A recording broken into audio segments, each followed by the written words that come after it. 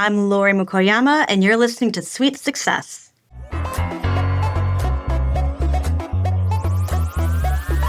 You've just checked in to Sweet Success. Join me, Katie Cline, for exclusive conversations with hotel executives, hospitality leaders, and industry innovators. Together, we'll uncover the strategies and techniques these masters of hospitality relentlessly refine. Whether you're already in the industry or just starting out, tune in every week to unlock the secret to your sweet success. Hello, everyone, and welcome back to another episode of Sweet Success. I'm your host, Katie Cline, and today I'm thrilled to welcome Lori Mukoyama to the show. Lori is a principal and global hospitality leader at Gensler, a global architecture, design, and planning firm. With more than 20 years of experience, she has shaped hotels, restaurants, retail, and workplace environments across the U.S. and around the globe. Lori has partnered with hotel brands like Hyatt and Marriott and has brought her hospitality expertise to fitness and retail brands such as Studio 3, Radio Flyer, and Sam Edelman. She's here today to give us the first peek at Gensler's 2026 design forecast, including the biggest shifts that will shape hospitality in this year and beyond. Lori, thank you so much for joining us today. Yeah, thank you for having me. So before we jump into the trends, I want to hear a bit about you. How did you first get started in hospitality design? Okay, first you should know that I'm fourth generation Japanese American, and my obachan, or my grandma, actually gifted me a fur coat and a set of Japanese lacquered trays at a very young age. And these two items brought a love of fashion and design together and pushed me into this momentum that really defined my whole life. So then when I started my design career, everybody was really into workplace. They were into these large corporations, and this just was not for me. I was into eating out, shopping, right? Having all these experiences and traveling. And I really believe that if you do what you love, you're not working, right, for your life. And I've listened to your podcast, and I think you're the exact same. Well, we share a little bit of a fashion background right there, too. Right. And so that's when I got into retail design in boutiques. And I really loved it because I was getting to do what I loved was shopping and design at the same time. I had to do a lot of research, and that started my career. But then during that time, there was a sameness that was happening in the marketplace for hospitality and retail, where you got the same hotel experience, whether you were here or California, the same retail experience if you were in Chicago or New York. And then I went quickly into a marketing agency. And the reason I did this is because I wanted to get to know the guest. Who is actually shopping? Who is staying at places? I went into their homes. I learned how to do focus groups. And now I got into the real persona, right? This is what they smell. This is what they touch. This is what they love. And then that changed my whole trajectory because suddenly it was less about the place, but following my guest along the journey of their life. So it added retail, but now more experiential elements of food and beverage, hospitality, and now I'm at Gensler. And the reason I shifted to a larger firm was because I wanted to understand the whole experience of a city or of a mixed-use experience. And so really that was my generation of movement from design, from really small to more guest-driven experiences into hospitality, food and beverage, even fitness. Mm-hmm. And now mixed-use spaces. It's true, because when you say all of those things in one sentence, it's like, well, that's totally different things. But like, no, it's not, because it goes back to what you said about it's one guest. That same guest, if we take you, what you were saying, you love fashion, you love going to great restaurants. I'm sure you love exercise and fitness and whatnot. And by the way, you also travel and you stay in hotels. So in the past, why should all of the design stop when you get to the hotel room? And I feel like that is something that Gensler has really, really brought to the forefront. That's absolutely right. Mm-hmm. So if you think about like those experiences that have shaped you in terms of when you are bringing together your perspective or the guest perspective that you've seen from like your marketing background, what are some examples you think that bring that design thread through? I love that because we always start with a strong concept And then we go right into the actual brand. So we layer them together with the guest. And that really manifests itself in the planning. The very first piece of it. So, for example, right now we are doing a kids' hotel where the concept is kaleidoscope, right? Very fun. And the guest is a 9-year-old. So my persona there is a 9-year-old person, a child, right? So you can imagine that it now shapes the experience of the lobby where it's not a square box, but it's round. And when you're looking through the kaleidoscope, you're seeing all the colors.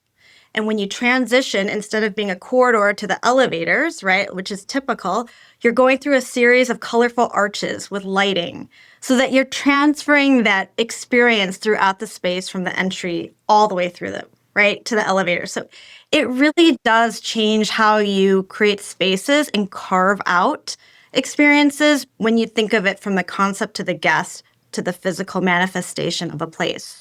I'm obsessed with that example you just shared. I have two little ones myself. They're not 9 yet. One is 3.5 and the other one is 8 months old. But like, I'm just thinking about how magical that experience would be for them and how much I'm like excited that the world of design has shifted because I think kids spaces were like afterthoughts in the past or were really more designed for the adult because we know the adult is the one who is booking and paying.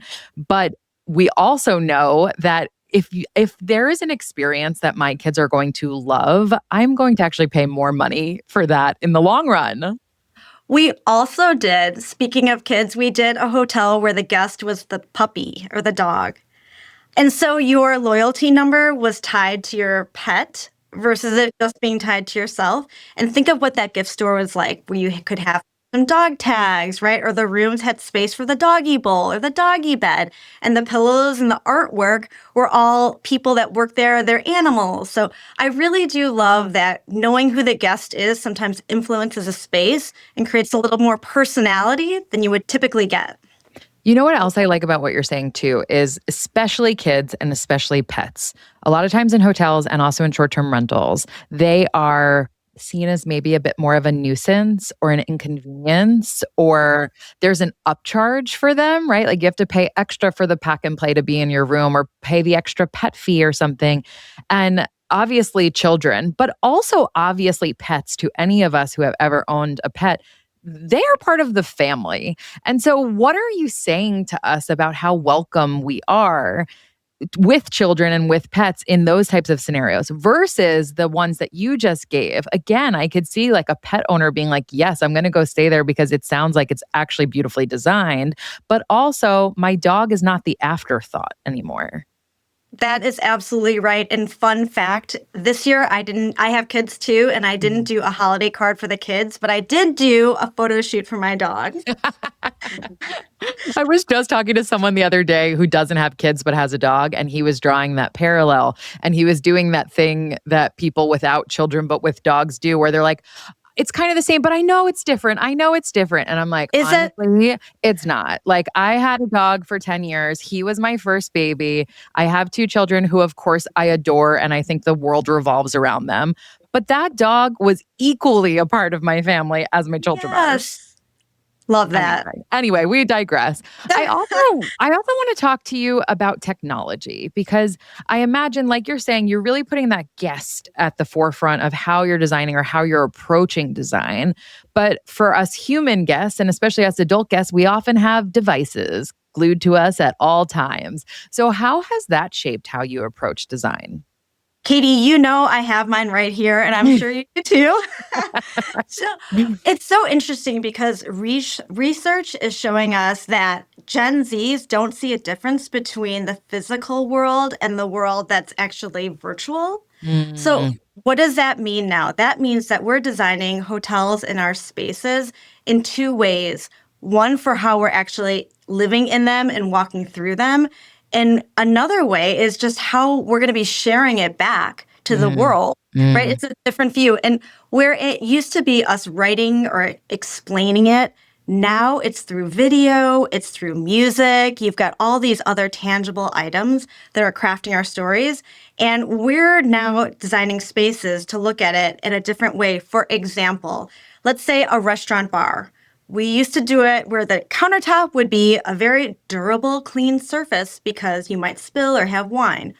But now it's becoming a backdrop for our beautiful cocktail, right? So we're actually wanting that surface to tell a history or a story that relates back to the bigger design concept. So it might be a beautiful marble that ages with us, that you can see the rings from other people that have enjoyed the space. It could be a really beautiful hammered top that was found and is repurposed in our bar now because it's telling a more historical story of the location. So we're seeing that really different thought process when we're designing spaces. One of my other favorite things is that bathrooms are a thing now. Developers listening know that bathrooms are a thing. If you've ever used the restroom, you go and your girlfriends go with you. In the restroom, somebody is definitely taking a photo. So that is really influencing down to the details of color drenching bathrooms, setting the lighting correctly in bathrooms. Oftentimes, we're doing a bar right now, different moods and lighting within each of the rooms so that if you go to the bathroom the second time, it's a different experience. That's amazing. And I like what you're saying about sharing it back being a little bit different than I feel like when I first started working in the hotel industry. It wasn't cool then, but you would still see these like selfie spots, or you would see some hotel owners being like, oh, like let's make a An floral wall over Instagrammable. here. And then let's actually put a sign there that like tells people you can take your selfie here. And it was so cringe then, but like Right. thankfully I feel like we're getting away from that. But can you give some more examples of like that sharing back? Like I think what you were just talking about with the bathroom, like this is going to happen organically anyway. So let's design it to be shareable in the first place. I love your question because at a bar we're doing right now, it's called Bar Bambi, and the owner is Bambi as her nickname. So she's tall and lanky. But the whole point is that she creates beautiful cocktails. So they're handmade cocktails. And we know that people are going to be there shooting it, all that good stuff. So we wanted everything to be through the rose-colored glasses of Bambi. And so there is beautiful pink smoky mirror behind the bar. We've got a really organic light fixture that again is neon and has her favorite color through it. So that when you're taking videos or photos, it's not just of that countertop with her drink, but it could be the reflection of yourself in it through Bar Bambi's eyes. That's so cool. So it's so much more immersive. Like you're saying, the old way is an Instagrammable wall, which is so passe, and the new way is a completely immersive space through the eyes and the lens of the story or of the craft or the creator. You are making me want to go there immediately. That sounds incredible. I love it. We've only been talking for a few minutes and you've already shared so many great examples, like really actually great examples. If you had to pick a few that were career defining projects that you've worked on, what would you say? The first would definitely be we did a hotel that's a remodel, a Grand Hyatt in Sao Paulo, and the remodel was fabulous and it did everything you would hope it would do. It invigorated the lobby, but was so amazing as I went with the team to the space, and it had been a year. And we got out, and the man that opened the door for me, he said, "Have you been here before? I have to tell you, you're not going to recognize it. It's fabulous." And he started explaining the design elements as he walked me in. And he's like, "We're so proud." And this just made my heart was so elated. He didn't know I worked on it. And it made me realize the people living in the place that you create are just as important, if not more important, than me as a guest. Yeah. And actually, like, we never talk about that. We always talk about how it translates to the guest experience. And even that's what we were kicking off and talking about.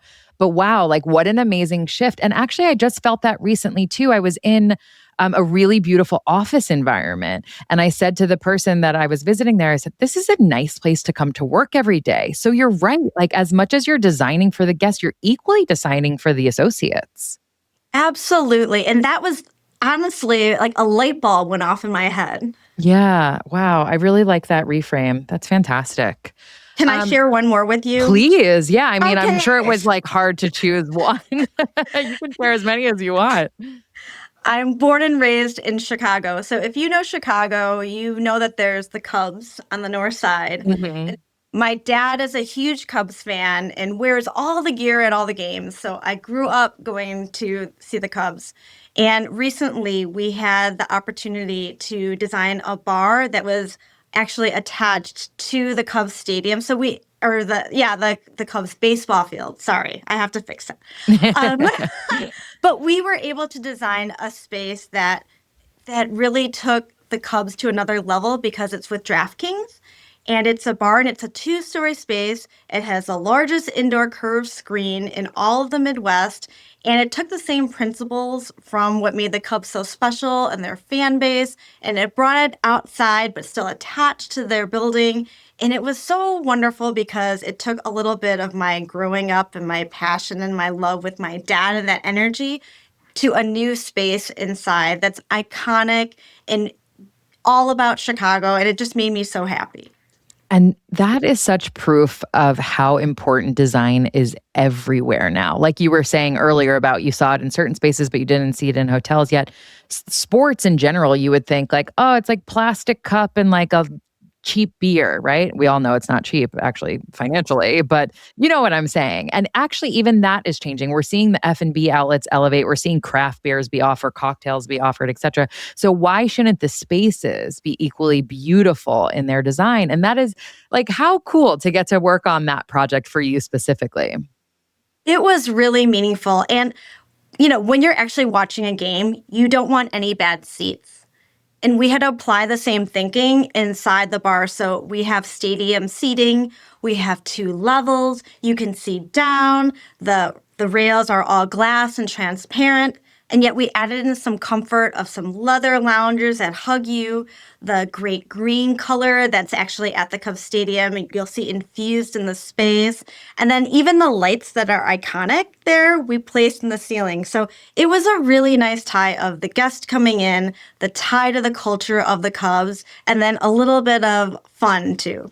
Were you able to share that space with anyone from your family? Of course, of course. I And took what my did they dad right say? away. You Loved did? it. Yes. Oh. Do you feel like he understood what you did for a living before that experience? That is a good question. He has stayed at hotels I've worked on, so he understood that. But this was the first time it was an entertainment space. So that's a different personal tie and hug at your heart. So I think that was really important for me to be able to share with him because it's something he grew up with and was proud of. So I think there was a different pride that he married with this experience. That's so cool. I feel like in general, if we're going to overly generalize, like parents struggle to explain what their children do for a living. So to be able to do something that's so sentimental already to both of you and be involved in that, that just must have been such a great experience for you both. Absolutely. And I think that's why being in hospitality, we're so lucky to design spaces that people can participate in. Hmm. You don't, right? You don't have to be a lawyer to walk into my space, right? You can be like everything from Navy Pier, which is really fun for your kids, to a St. Regis here in Chicago, but you really can have all guests come in. And even the St. Regis in Chicago, if you can't afford a room night there, you can still go in and have a cocktail at the bar or coffee or something. You absolutely can. Yeah, yeah. All right. So let's shift gears a bit. And I want to make sure we get to spend some time talking about Gensler's 2026 design forecast. And what I found so interesting is that you guys actually reviewed more than 100 trends across 33 industries. And then you slimmed it down to the 6 most important and actionable themes that people should be aware of. So can you give us a broad strokes look at those 6? Sure. And to give you a little behind the scenes, Please. how Design Forecast actually started was because we love client relationships. And I think we're actually all students of our clients' businesses. And so through that, we would ask people, like, what is keeping you up at night? What is stressing you out? What are you excited about? And that is how the Design Forecast was actually born and started. So with that, we have lots of different practice areas and think of them as little design boutiques within a larger umbrella of Gensler. And the 6 I can go through for you are really great. A couple of them relate to each other. But the first one is that experience becomes the true measure of real estate value. And Mm, this is definitely what you were talking about, right? Larger projects are really important and big, but size doesn't matter so much, right? It's the experience and the immersive space that really people talk about in the mhm. future and tell stories. hmm Absolutely. I love that one too. I own and operate 3 short-term rentals. And what I have found is that I am able to really outperform my competition in the area, even though I'm just a house, not a hotel, because of thinking about the experience. And it is something that us as operators, we need to pay attention to. It's no longer just like throw the Facebook Marketplace furniture in there. How are you actually designing that experience? That's right. I like that, especially when it's something so intimate that you're staying at or you're having an experience with, right? Exactly. And then the second trend that you've identified. Yeah, it's welcoming the next workplace revolution. And this is my favorite, especially with our background, because you're paid to go to work. I'm paid to sit here right now, but we choose to go places that we have to pay. So we would rather go to a really wonderful hotel. We would much rather go to our favorite restaurant. And so we're seeing that human-centric moment is driving culture, and we're trying to pull that back into the workplace. That is so relevant right now, especially with like the return to office mandates that we're seeing and, Right. what's going to come next. It makes me hopeful that design will stay a priority for workplaces as well. Absolutely. I love that. And I absolutely will. I think it's going to actually go a lot further than it Mm. ever was. Maybe I would have gone into workplace then. I'm kidding. Okay, so the next two I'm going to combine together for us. I Okay. think it's okay. It's agility and intelligence turning volatility into an advantage, Mm. and it's AI revolutionizing what's possible in our built environment.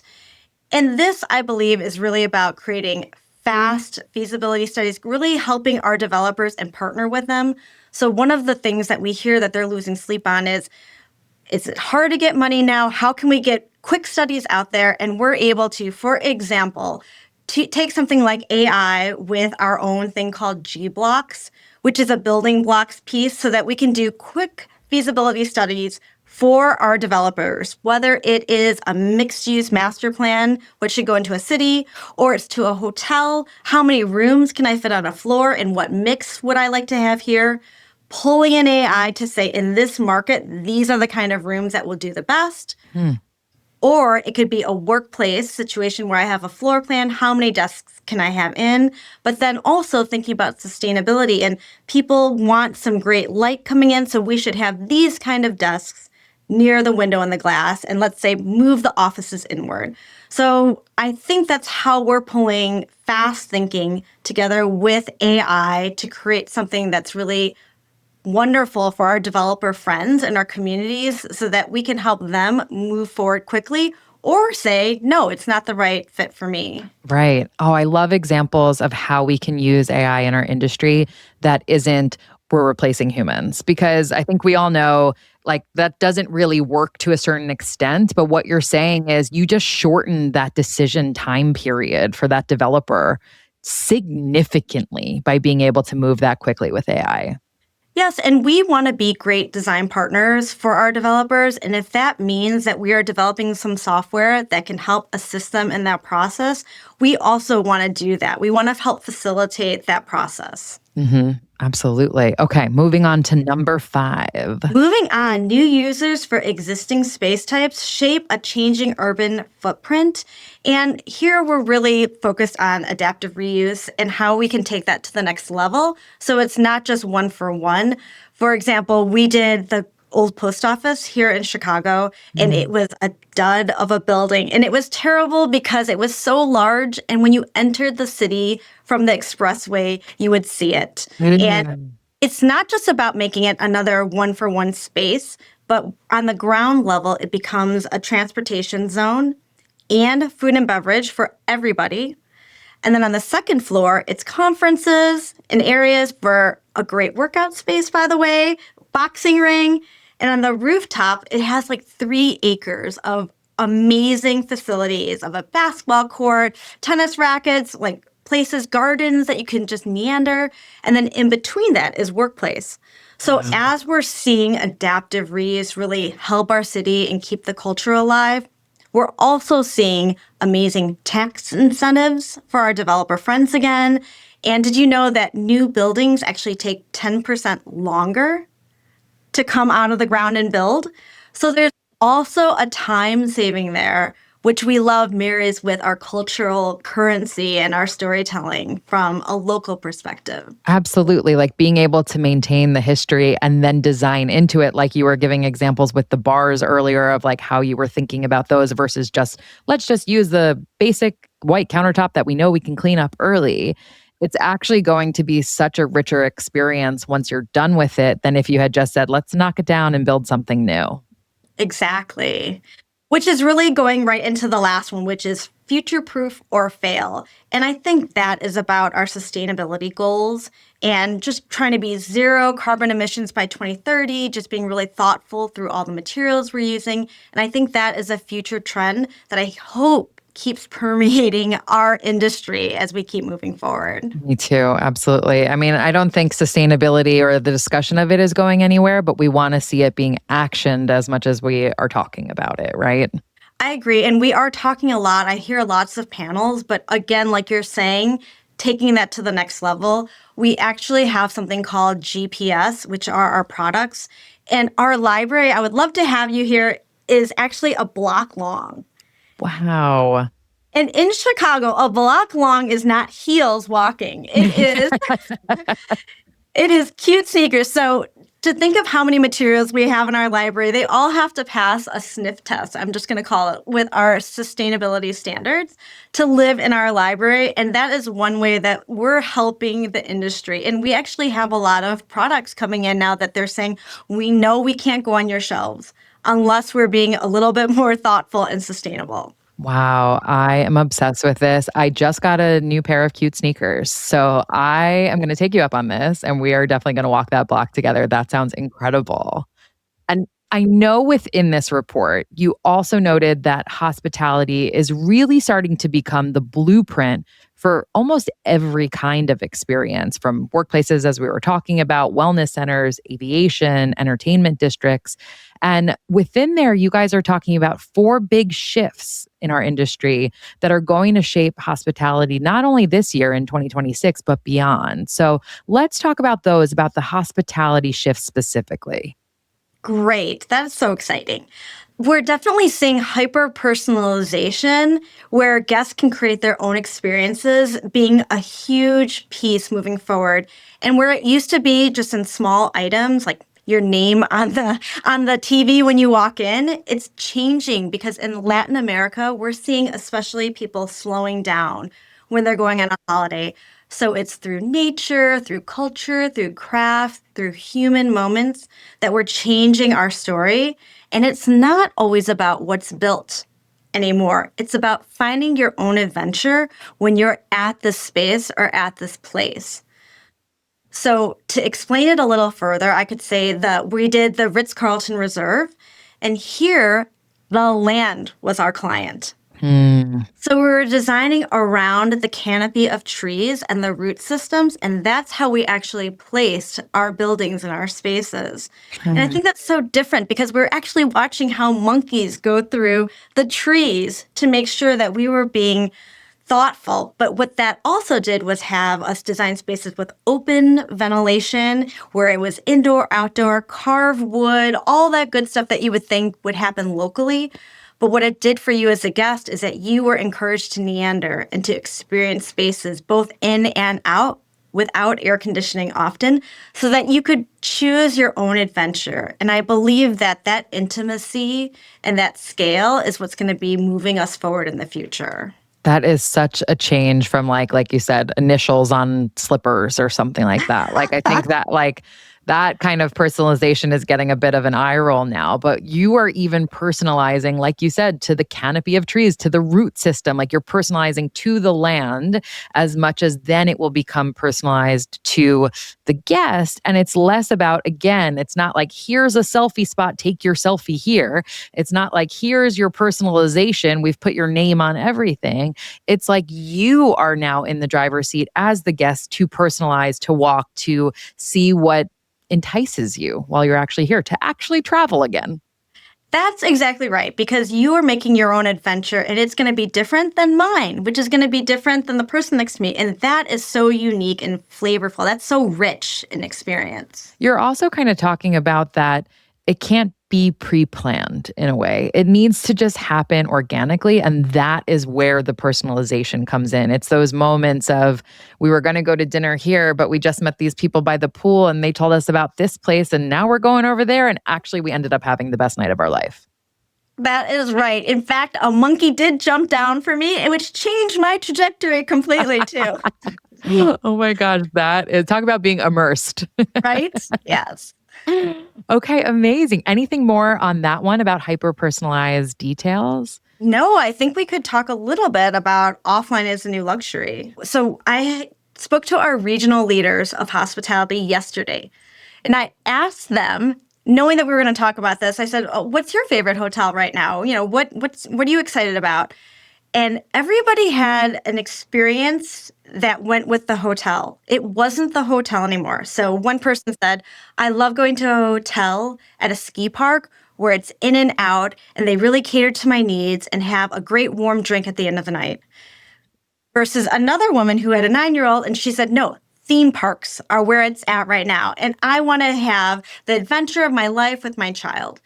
And so it was interesting that it was an extension of the local experience, and the hotel became the expert of that location. And so while all of those were hotel experience, they were also tied to something where you weren't going to be skiing down and looking at your phone. You were actually unplugging. You're not on a ride and recording yourself because you're going to lose your phone, but you're right. So it really did change the thought of a hotel and creating an offline moment, but also pairing it with a destination or an experience. You're so right. If you think about the past, I think people would have said their favorite hotel because they were like, I loved the bed, or they thought by saying it, it made them look in the know or wealthy or whatever it might be. But now it's like, who is going to enable that experience that is so good, I'm off of my phone for it? And at a smaller scale, I'll tell you, we are designing a bathhouse here in the West Loop, and this is a very intimate scale of luxury, but we're seeing that the sauna is the new social hub. So obviously, this is also a place where you're not bringing your phone. It will overheat, but but it's an everyday luxury where people are putting it down, and we're seeing that wellness with socialization is a new wealth. So health is the new wealth, which is just such an interesting, also different shift in our day to day. Yeah, I am obsessed with saunas as well. I actually have a yoga studio near where I live that has a Oh, little sauna that you can book separately. And I use that as like the carrot to actually get me to go to the yoga class. I'm like, if I go to yoga, I can get 30 minutes in the sauna reading my book afterwards. I love that. I love that. And the juice always gets me too, which Yes.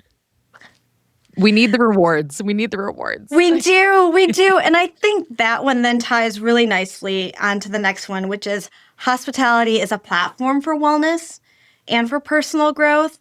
And it's going beyond the gym now. So hotels are just not only physical well-being, but it's our emotional and our spiritual, all over wellness. And we're seeing that the population of 65 plus is growing, right? And they want a healthy, fulfilling life. We're also seeing on the other side of that young adults are drinking less. So what does that mean, right? They want a healthy life as well. And hotels and resorts now are really going beyond these traditional services to build around working out, indoor, outdoor, your mental well-being, your personal well-being, on-demand fitness, healthy eating, all together to make wellness easy for you. hmm That's incredible. And to get to try things that you don't in your day to day life. Like if you're not someone who has easy access to a sauna, to be at a place where you can try that or the cold plunge or the series of baths or whatever it is, that's what I'm loving right now is like getting to try those wellness experiences as part of the travel experience.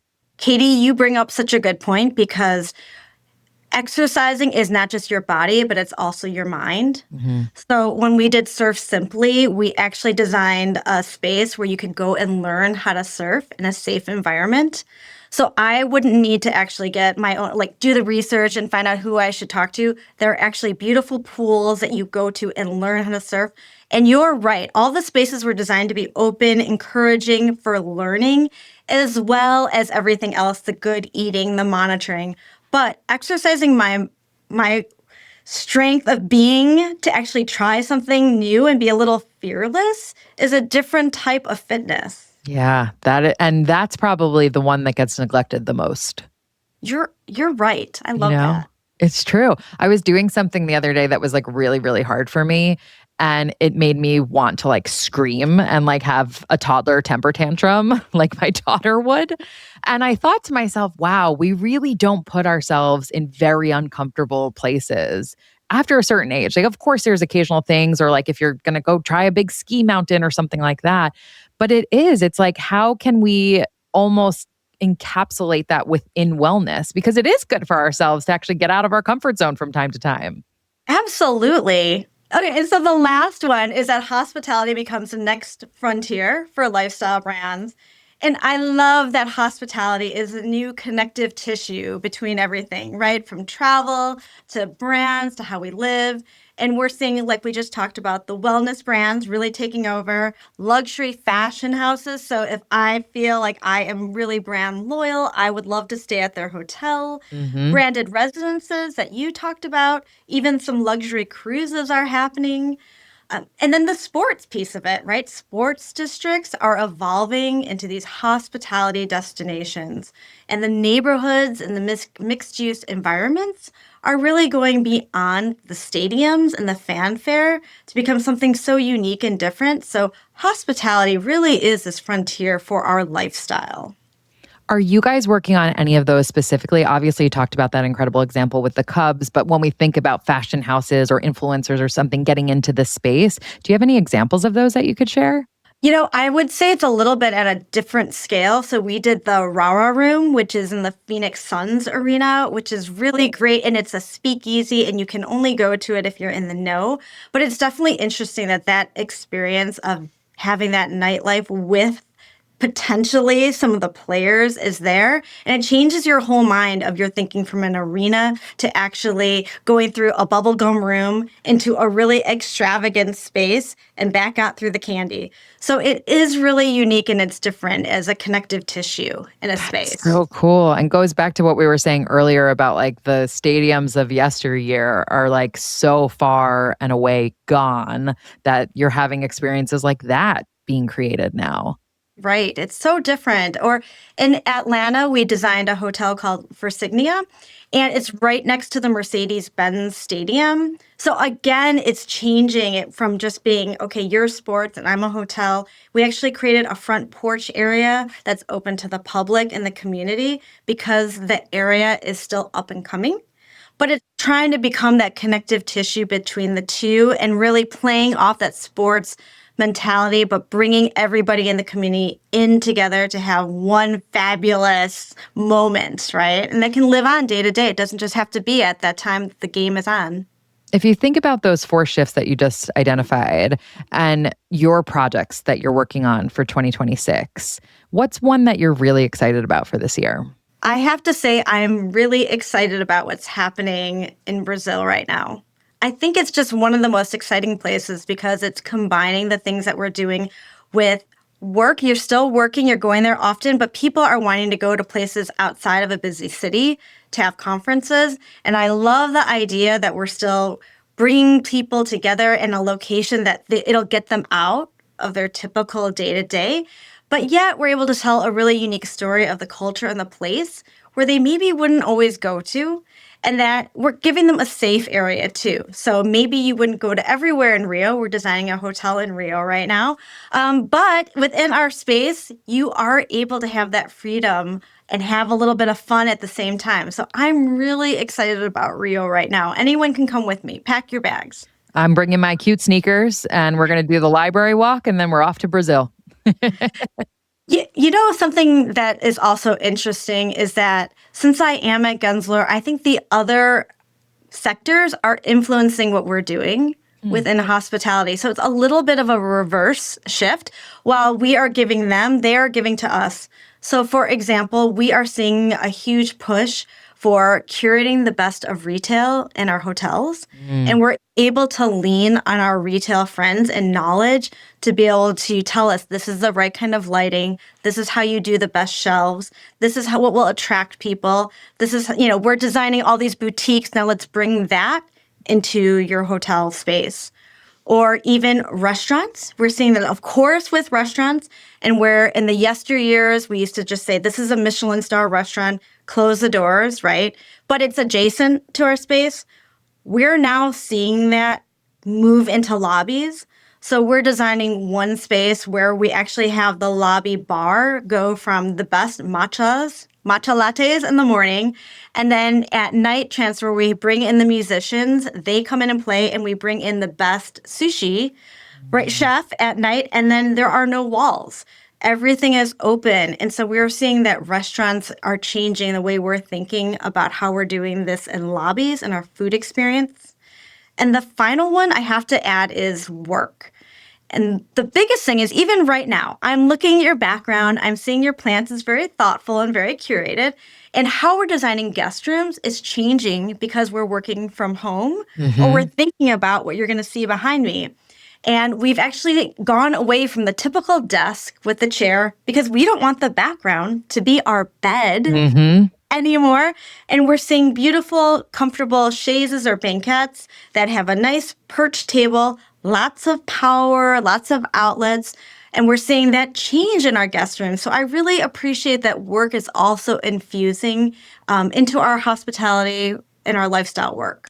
And again, it's all going back to the guest for you. It's like that what are you going to use the space for? How are things changing? And therefore, how is it resulting in your design change as well? And I liked what you were talking about with retail. It reminds me of, there was an article, I think it was in The Atlantic, and it was talking about a journalist, I think from Bloomberg, was walking through the halls of one of the top hospitality schools in Switzerland. And he was looking at every student there was just decked out in designer, down to like multi-$1,000 laptop cases. And yet, because the reporter was holding a canvas tote bag from like Amman, Tokyo or something, every student who saw him was like oohing and eyeing over that, because the only way to get that is if you had been there or something like that. Kyoto. So I'm getting the hotel wrong, but you get the point. It's like going back to what you're saying of like these curated retail experiences, almost like money can't buy, once in a lifetime. You have to be there to get it. Right. And bringing that to the consumer is such a cool difference of what we've seen from like traditional retail in the past.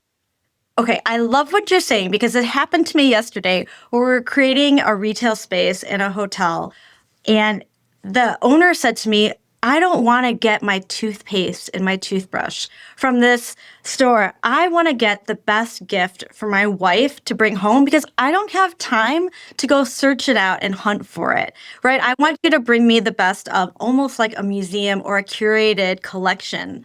And so I think that is a huge way that we're moving forward and that we can learn from our retail partners and they can learn from us. If you look beyond 2026, do you have any predictions overall for the future of hospitality? I do. I do think that we are going to hopefully be really pushing forward with some just great green initiatives. And I don't mean to keep bringing it back up, but I do think that this is an opportunity for us to move the line forward.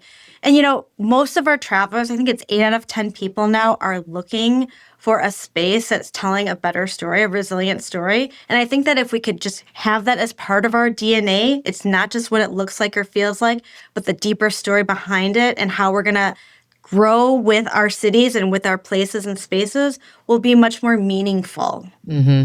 Absolutely. Lori, I want to ask you the last three questions that I ask every guest. And the Sure. first is, what was the best hospitality experience that you have ever had? Best experience. It was definitely, I was in Morocco and I stayed in one of the tents. And instead of waking up in the morning with cars or horns, I heard horses because they didn't allow cars on the property. And instead of having dinner where I had it at a table and then an all day dining, I sat on the floor and I ate handcrafted meals that the women made locally. And then they taught us how to make breads. And then at night, instead of being at the bar, I was around the fire pit. Hmm. That was definitely one of my favorite experiences. That sounds incredible. On the flip side of that amazing experience, what was the worst hospitality experience you've ever had? This is very embarrassing, but when I started traveling for work, I went to New York and I went with a client. And he chose a hotel. And then we put our bags in the room. We went down, we had dinner. I came back up to my room and my black bag had 1,000 white bugs on it. And the reason it's so embarrassing is because I was not a traveler by any means at that point. And so I didn't think to say, can I have a different room? Should we switch hotels? And I just slept on the edge of my bed that night with my little closed luggage. Oh my gosh, that is terrible. That stays with you. That does. But yeah, those are my favorite and my least. Yeah, that's both ends of the spectrum for sure, right there. Right. Final question for you. What does hospitality mean to you? And is there anyone, it could be a person, it could be a brand that you think has truly mastered it? Hospitality really means it's going to bring joy and a new experience to my life. I'm going to go to Taipei in a month, and I think I'm going to grow as a person, not because of just the location, but the deep history it has. My husband grew up there for a little while. His family is from there. My son wants to move there. And so hospitality is really bringing this new depth of learning for me, but also just a whole new experience. And is there anyone or any brand or anything at all that you're like, they get it? I was just speaking to Andrew Zobler, and I thought he did such a great job when he was doing the Ned, and he did just really boutique spaces. And why I loved it is because I would travel for his brand. Hmm. And not only that, but I also got a tour. So I really love getting, I'm sure as you do, getting tours. And the woman said to me, I chose this hotel to work at because I loved the space. And she said, standing in this room where it's hand painted by an artist and it took her 3 months made me want to work here. And that really inspired me as a person. Like, wow, design is such a powerful tool. And we can bring those experiences to people and not just shape the way that they are living for just that one moment, but for the way that they're living for a moment of their life, for an extension of their life. Lori, thank you so much for taking the time to join us today. This has been such a fun conversation. Thank you so much, Katie. All right, everyone, it's time for today's sweet summary where I break down the key insights and actionable takeaways from today's conversation. Is anyone else inspired to redesign, well, almost everything in their life after listening to that conversation with Lori? Because I know I sure am.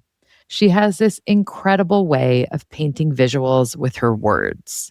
A kaleidoscope hotel with a rounded lobby designed for kids. A hotel where your dog isn't just allowed, but welcomed like a real VIP. These aren't run-of-the-mill spaces. They're deeply considered, intentional, and unmistakably personal. It felt like, according to Lori, that the antidote to the sea of sameness that used to be present in hospitality design is getting to know your guest. What would a 9-year-old want? What about Fido? How about a lifelong Cubs fan? When you start designing with specific people in mind, even the four-legged ones, the results are extraordinary. Because the truth is, I'm always still me. I'm Katie, who loves a great restaurant on a Friday night. Katie, who works out early on weekday mornings. Katie, who desperately needs a strong latte after sleepless nights courtesy of my baby. I don't magically become a different person just because I'm traveling. So why would we design spaces that only serve a single, watered-down version of the guest rather than the full human who's actually showing up? You could hear Lori's fascination with the guest in everything she shared. If there are no bad seats in Wrigley Field, then there shouldn't be any in the restaurant she's designing next door. If guests are traveling because they want to slow down, then the space should encourage wandering, lingering, and getting outside, even if that means being visited by a monkey. And while Lori was clear that people travel for two reasons, joy and new experiences, she was equally clear that bugs crawling on her handbag is not the kind of new experience we're after. Lori shared so many incredible insights and trends, but what will stay with me the most is this. As much as hospitality spaces are designed for guests, there's another stakeholder who matters just as much, if not more, and that's the associates. From the doorman who proudly parroted back her design inspiration to her upon her arrival, to the employee who told her that they chose to work there simply because of how beautiful the space was, it became clear that when you design with intention, pride follows. And when pride shows up, hospitality does too. And that concludes another episode of Sweet Success. If you enjoyed today's conversation, please subscribe, rate, and review the show. We all know how important those 5-star reviews are. I also want to say a massive thank you to each and every one of you for tuning in. It means the absolute world to me. And I'd love to hear from you. If you have ideas for future guests, new topics to cover, or even just want to say hi, don't be shy. Message me through our website, sweetsuccesspodcast.com, or on social media @sweetsuccesspodcast. That's sweet like hotel suite. Once again, I'm your host, Katie Cline, and I'm super excited to see you all next week.